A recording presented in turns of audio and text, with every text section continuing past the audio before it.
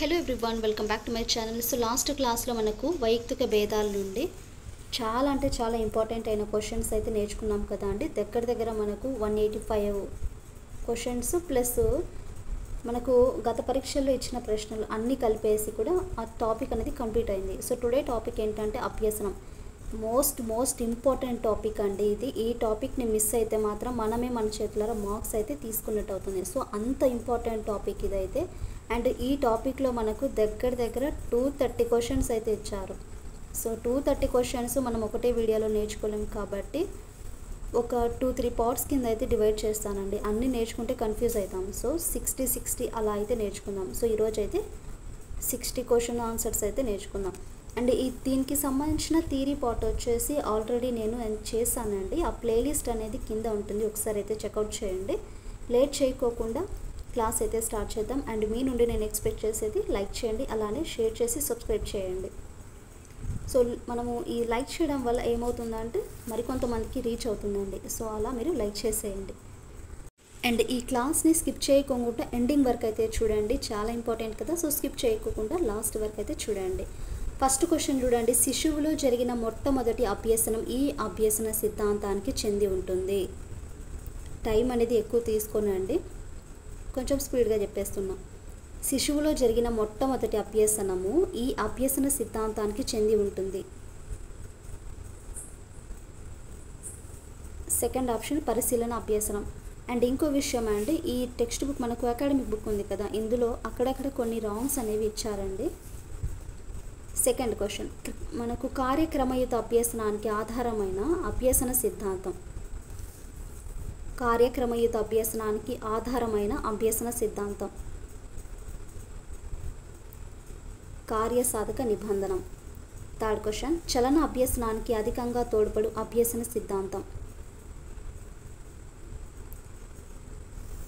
యత్నదోష పద్ధతి. సాంఘిక సాంస్కృతిక సిద్ధాంతానికి సంబంధించని ప్రవచనం. సాంఘిక సాంస్కృతిక సిద్ధాంతానికి సంబంధించని ప్రవచనం. ఫస్ట్ ఆప్షన్ జ్ఞానార్జనయ అభ్యసనము. ఫిఫ్త్ క్వశ్చన్, సాధనమున పనులు సమకూరు ధరలోన అను సామెత ఏ అభ్యసన సూత్రాన్ని తెలియజేస్తుంది?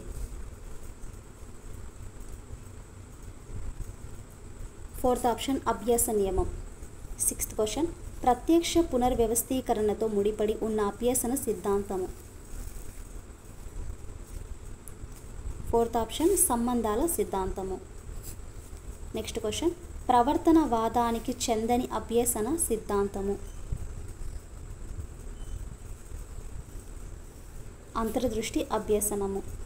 అభ్యసనము పునర్బలంపై ఆధారపడి ఉండదు. ఈ వాక్యంతో ముడిపడి ఉన్న అభ్యసన సిద్ధాంతము. సంబంధాల సిద్ధాంతము. నైన్త్ క్వశ్చన్, మిమిక్రీ చేయడంలో ఇమిడి ఉన్న అభ్యసన సిద్ధాంతము. యత్నరహిత అభ్యసనము. విజయపథ వరణరీతి అభ్యసనం అని ఈ అభ్యసన సిద్ధాంతాన్ని పిలుస్తారు. విజయపథ మనకు వరణరీతి అభ్యసనం అని ఈ అభ్యసనాన్ని పిలుస్తారు. యత్నదోష పద్ధతి. నటన పద్ధతి, చిత్రపట పద్ధతి, ప్రతీకాత్మక పద్ధతులను వరుస క్రమంలో ఉపయోగించాలని తెలియజేసే అభ్యసన సిద్ధాంతము. శిక్షణ సిద్ధాంతము. నెక్స్ట్ క్వశ్చన్, అనుభవపూర్వక అభ్యసనాన్ని రూపొందించినది.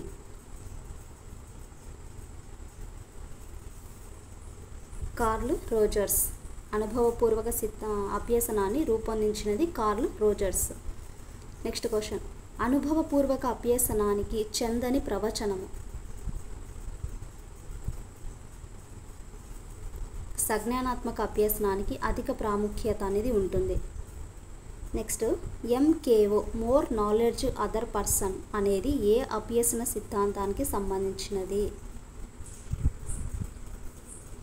మోర్ నాలెడ్జ్ అదర్ పర్సన్ అనేది ఏ అభ్యసన సిద్ధాంతానికి సంబంధించినది? సామాజిక సాంస్కృతిక సిద్ధాంతము. లేవ్ వైగాట్స్కీ, జీన్ పియాజేలు ఏ సాంప్రదాయానికి చెందినవారు?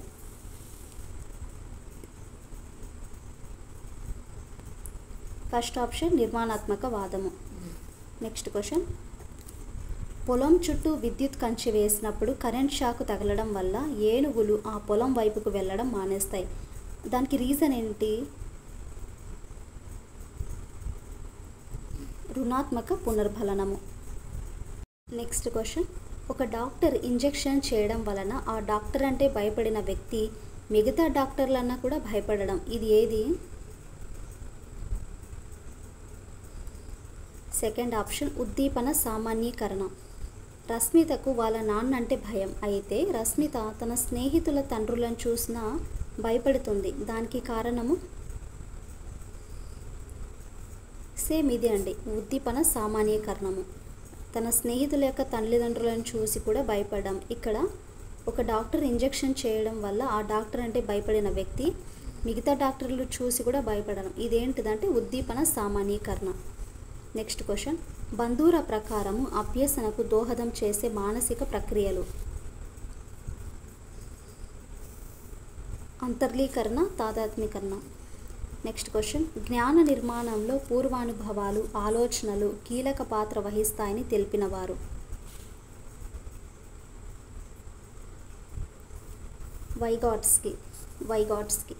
వైగాట్స్కి ప్రకారం క్రింది వాటిలో ఉన్నత మానసిక ప్రక్రియ. సంశ్లేషణ. అభ్యసనంలో ప్రత్యక్ష పరోక్ష స్వీయ పునర్బలాలను గురించి తెలిపినవారు.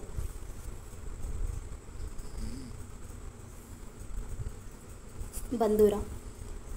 సాంఘిక సాంస్కృతిక సిద్ధాంతాన్ని ప్రతిపాదించిన వారు. వైగాట్స్కి. అభ్యసనానికి ఇది మంచి నిర్వచనము.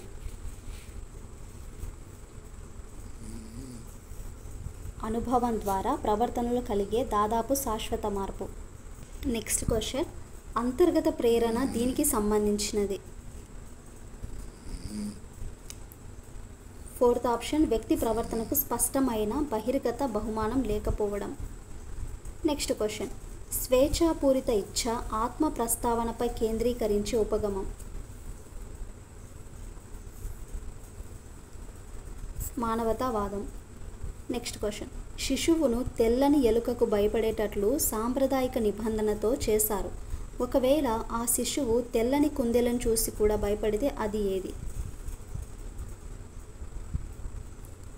సెకండ్ ఆప్షన్ ఉద్దీపన విచక్షణ. ఇక్కడ చూడండి, శిశువును తెల్లని ఎలుకకు భయపడేటట్లు సాంప్రదాయిక నిబంధనతో చేశారు. మేబీ ఆ శిశువు తెల్లని కుందేలను చూసి కూడా భయపడితే అది ఉద్దీపన విచక్షణ. Next, principles of Gestalt psychology అనే పుస్తకాన్ని రచించిన వారు. ఈ క్వశ్చన్కి ఆన్సర్ మనకు బుక్లో వచ్చేసి కార్ల్ యంగ్ ఇచ్చారండి. ఆన్సర్ వచ్చేసి Kurt Koffka. Principles of Gestalt psychology అనే పుస్తకాన్ని రచించిన వారు కట్ కోఫ్కా. బుక్లో మాత్రం థర్డ్ ఆప్షన్ ఇచ్చారండి, కార్ల్ యంగ్. సో ఇది అనేది రాంగ్. First option correct. ఒక ప్రత్యేక ప్రవర్తన పునరావృతం కాకుండా నిరుత్సాహపరిచే పర్యవసనాలను ఏమంటారు? అనుకూల పునర్బలనం. నెక్స్ట్ క్వశ్చన్, పియాజే సంజ్ఞానాత్మక సిద్ధాంతం ప్రధానంగా దేనికి సంబంధించినది? సెకండ్ ఆప్షన్ జ్ఞానేంద్రియ చలనాత్మక వికాసంలోని సమస్యలు. సాంప్రదాయిక నిబంధనానికి ఉదాహరణ. ఇలాంటి పెద్ద క్వశ్చన్స్ వచ్చినప్పుడు జాగ్రత్తగా చూసి ఆన్సర్ అనేది చేయండి. ఫోర్త్ ఆప్షన్ పావురము ఆహారం విడుదల కోసం కీని ముక్కుతో కొట్టుట అంటే స్కిన్నర్ ప్రయోగం. ఇది స్కిన్నర్ ఎవరి ప్రయోగం అంటే స్కిన్నరు. సాంప్రదాయిక నిబంధనానికి ఎగ్జాంపుల్ ఏంటి? పావురం ఆహారం విడుదల కోసం కీ అనేది ముక్కుతో కొట్టుట. ఒక్కోసారి మనం తెలియకోకుండానే ఆన్సర్స్ అనేవి చేస్తుంటాం కదా అండి. సో అకాడమిక్ బుక్లోనే మనం దీన్నే ఫాలో అవుతుంటాం. ఒక్కోసారి బ్లైండ్గా ఫాలో అవుతుంటాం. ఒకసారి తెలుస్తుంది, ఇంకోసారి తెలిసి ఉండదు. సో అలా ప్రాబ్లం అవుతుంది కదా. నెక్స్ట్ క్వశ్చన్ చూడండి, స్మృతి మరియు అభ్యసనకు సంబంధించి క్రింది వాక్యములలో సరైనది. థర్డ్ ఆప్షన్ చూడండి, స్మృతి అభ్యసనమును పరస్పర సంబంధం ఉన్నది. నెక్స్ట్ క్వశ్చన్, ఉపాధ్యాయునిచే శిక్షింపబడిన 1వ తరగతి విద్యార్థి అందరూ ఉపాధ్యాయుల పట్ల భయమును పెంపొందించుకుంటాడు. దీనికి ఉదాహరణ. గెస్టాల్ట్ నిబంధనము. నెక్స్ట్ క్వశ్చన్, మానసిక చలన రంగంలో నైపుణ్యములను అభ్యసించడానికి తప్పనిసరిగా కావలసినది? సృజనాత్మకత. నెక్స్ట్, అభ్యసన ఫలితం క్రింది వాటిపై ఆధారపడుతుంది? అభ్యాసకుడు, అభ్యసన సామగ్రి, అభ్యసన ప్రక్రియ, ఉపాధ్యాయుడు. నెక్స్ట్, సరైన వయస్సు రానందువల్ల ఒక శిశువు కృత్యాన్ని సరిగ్గా చేయలేకపోతుంది. ఇందులో ఇమిడి ఉన్న అభ్యసన కారకము.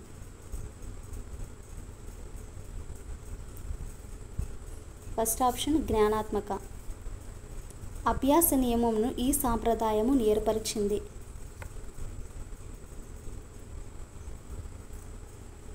సెకండ్ ఆప్షన్ నిర్మాణాత్మక వాదము. యాక్చువల్గా ఈ వీడియోస్ అనేది ఇప్పుడు ప్రెసెంట్ ఇలాంటి టైంలో మాత్రం చేయడం కరెక్ట్ కాదని అందరూ అంటారండి. కోర్స్ ఎలా అంటే ఇప్పుడు నేను కూడా ఇక్కడ ప్రాక్టీస్ అవుతున్నాను. సో ఆ ప్రాక్టీస్ అయ్యే వీడియో నేను నేర్చుకున్నట్టు ఉంటుంది, ప్లస్ మీరు నేర్చుకునేటట్టు ఉంటుంది. అట్లీస్ట్ కొంతమంది అయినా రీచ్ అవుతుంది కదా, వాళ్ళు కూడా నేర్చుకుంటారనే ఒక చిన్న ఉద్దేశంతో వీడియో అనేది చేశాను. అండ్ ఈ వీడియో చేయడానికి కూడా ఇప్పుడు మిడ్ నైట్ ఒక 1 అవర్ అలా మేనేజ్ చేసుకుని వీడియో అనేది పోస్ట్ చేస్తున్నానండి. సో చూడండి ఇంకోసారి 38 క్వశ్చన్. 9వ తరగతిలోని 3 విద్యార్థులు అన్ని సాధన పరీక్షలలో 1, 2, 3 స్థానాలకి మారుతుంటారు. ఎల్లప్పుడూ వారు ఒకరిపై ఒకరు ఈర్ష్య పడుతూ ఉంటారు. ఆ సందర్భంలో ఉపాధ్యాయుడు విద్యార్థుల ఆరోగ్యకరమైన వికాసాన్ని ఈ రంగంపై దృష్టి సాధించాలి. క్వశ్చన్ అర్థం కాకుంటే ఇంకోసారి చూడండి, చదవండి.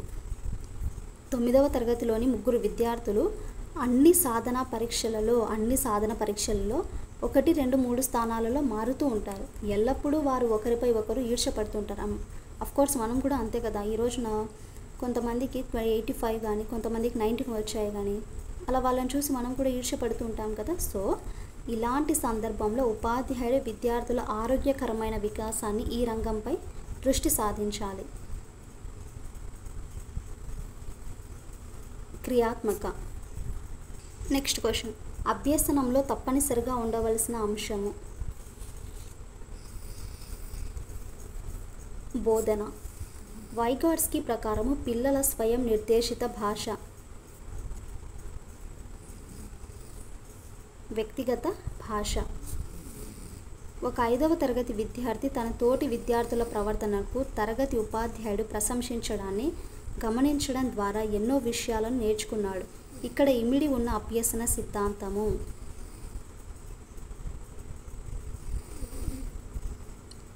అంతర్దృష్టి. నెక్స్ట్ క్వశ్చన్, స్మృతి ప్రక్రియ వల్ల వ్యక్తి నాడీ వ్యవస్థలో వచ్చిన మార్పును ఇలా అంటారు.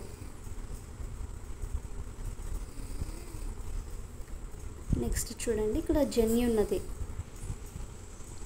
నెక్స్ట్, 8వ తరగతి చదువుతున్న ఒక గ్రామీణ విద్యార్థి ఇంద్రధనస్సులోని రంగులను VIBZYOR అని ఎలాగైతే నేర్చుకుంటాడో అదేవిధంగా పీరియాడిక్ టేబుల్ను నేర్చుకుంటారు. సో ఈ అభ్యసనంలో ఇమిడి ఉన్న స్మృతి పద్ధతి విబ్సిఆర్ అనేసి, సో షార్ట్కట్లు విబ్సిఆర్ అనేసి ఎలా అయితే నేర్చుకుంటాడో అదేవిధంగా పీరియాడిక్ టేబుల్ను నేర్చుకుంటాడు.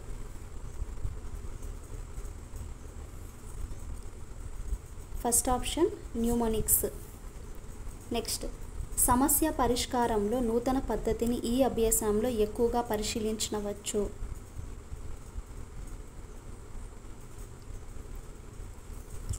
ఫస్ట్ ఆప్షన్ SR నిబంధనము. నెక్స్ట్ క్వశ్చన్, గెస్టాల్ట్ అభ్యసనం దీని ద్వారా జరుగుతుంది. ప్రత్యక్ష వ్యవస్థీకరణ. బంధూర పరిశీలన అభ్యసనము దీనిని ఉద్ఘాటిస్తుంది. దండనలు మరియు బహుమానాలు. క్రింది వానిలో ప్రేరణ యొక్క విధి కానిది. వివేచనమును పెంచుతుంది. నెక్స్ట్ క్వశ్చన్, దక్షిణ అమెరికా దేశంలోని గయానాను గురించి అభ్యసించిన తరువాత ఆఫ్రికన్ దేశాలైన ఘనా మరియు గినియా ప్రదేశాలను గుర్తుపెట్టుకొనడంలో ఇబ్బంది పడే విద్యార్థి ఈ రకమైన అవరోధాన్ని ఎదుర్కొంటాడు.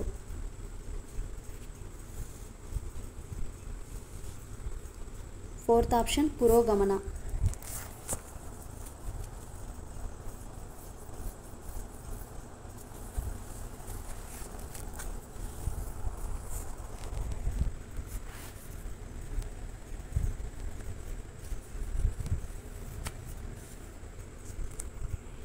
నెక్స్ట్ క్వశ్చన్, అభ్యాసకుని సంసిద్ధత, ఉపాధ్యాయుని వైఖరి, ప్రవర్తన మరియు తరగతి గది నైతికత క్రింద ఇచ్చిన బోధన శాస్త్రాంశంలోని ఒక దానిని సూచిస్తుంది.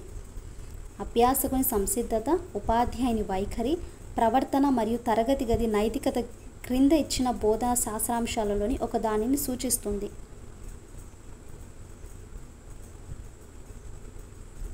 అభ్యసన స్థితి. ఫోర్త్ ఆప్షన్ అభ్యసన స్థితి. ఒక విద్యార్థి పద్యపఠన అభ్యాసం చేసినప్పుడు తోటి విద్యార్థులు హేళన చేయడం వల్ల ఆమె 10 మందిలో మాట్లాడుటకు భయపడడం మొదలైంది. సాంప్రదాయక నిబంధన ప్రకారం ఆమె క్రొత్తగా నేర్చుకున్న భయము.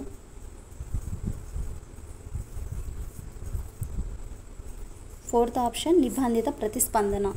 నెక్స్ట్ క్వశ్చన్, మనస్సుకు వస్తువులను వ్యక్తీకరించే గుణం ఉంది.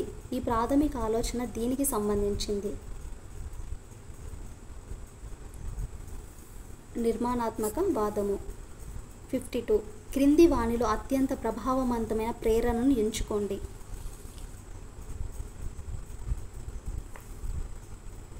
సుస్థిరమైన లేదా అస్థిరమైన బాహ్య ప్రేరణ. ఎరుపు, ఆకుపచ్చ, నారింజ వంటి ట్రాఫిక్ సంకేతాలను పాటించుట ఈ రకమైన అభ్యసన సిద్ధాంతానికి చెందినది.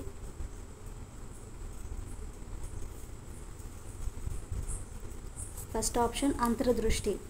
నెక్స్ట్ క్వశ్చన్, నిర్మాణాత్మక ఉపగమానికి సంబంధించి క్రింది వాటిలో సరైనది.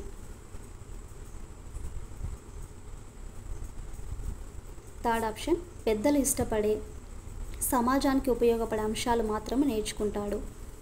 నెక్స్ట్ క్వశ్చన్, ఒక కృత్యాన్ని చేయడంలో విద్యార్థులు ఇబ్బంది పడడం చూసి ఉపాధ్యాయుడు వారికి ఏమిటి, ఎందుకు, ఎలా అనే కొన్ని సూచనలు ఇచ్చారు.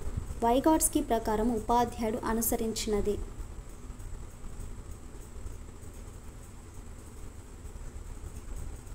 అభ్యసనకు ఒక సారువగా ప్రవర్తించడం. నెక్స్ట్ క్వశ్చన్, విద్యార్థుల సామాజిక ఆర్థిక నేపథ్యాన్ని ఉపాధ్యాయుడు తెలుసుకోవడానికి సంబంధించి క్రింది వాటిలో మీరు అంగీకరించే స్టేట్మెంట్స్ ఇచ్చే చోట జాగ్రత్తగా చూడండి.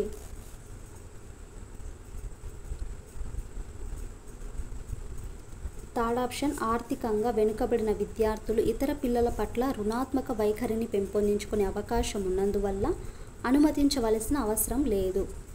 నెక్స్ట్ క్వశ్చన్, విద్యార్థులలో ప్రకృతిని ప్రశంసించే అలవాటును అలవర్చడానికి ఉపాధ్యాయుడు ప్రయత్నించాడు.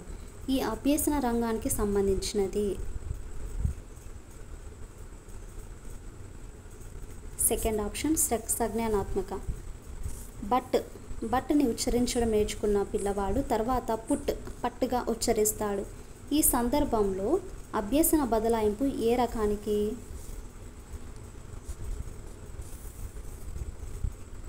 ఫస్ట్ ఆప్షన్ ద్విపార్షక. అతి అభ్యసనం దీనికి దారితీస్తుంది. తక్కువ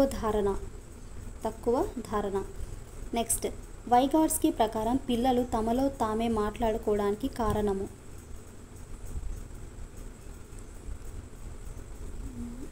దీనికి ఆన్సర్ ఏదో కొంచెం డౌట్గా ఉందండి. యాక్చువల్గా ఆన్సర్ పెద్దలంటే భయం అని ఇచ్చారు. వైగాట్స్కీ ప్రకారం పిల్లలు తమలో తామే మాట్లాడుకోవడానికి కారణం ఇదే. కన్నా దీనిలో ఆన్సర్స్ ఏదైనా కరెక్ట్ అయితే మీరు చెప్పండి. యాక్చువల్ కొంచెం డౌట్ అయితే ఉంది. పెద్దలంటే భయం, దీనికి ఆన్సర్ అయితే ఇచ్చారు. సో ఇదండి 60 వరకు అయితే మనం నేర్చుకున్నాము. మిగిలిన రిమైనింగ్ ఉండే క్వశ్చన్స్ కూడా నెక్స్ట్ వీడియోస్లో అయితే నేర్చుకుందాం. సో ఐ హోప్ మీకు క్లాస్ నచ్చిందని అనుకుంటున్నానండి. క్లాస్కి నచ్చితే please to like and share, subscribe to my channel.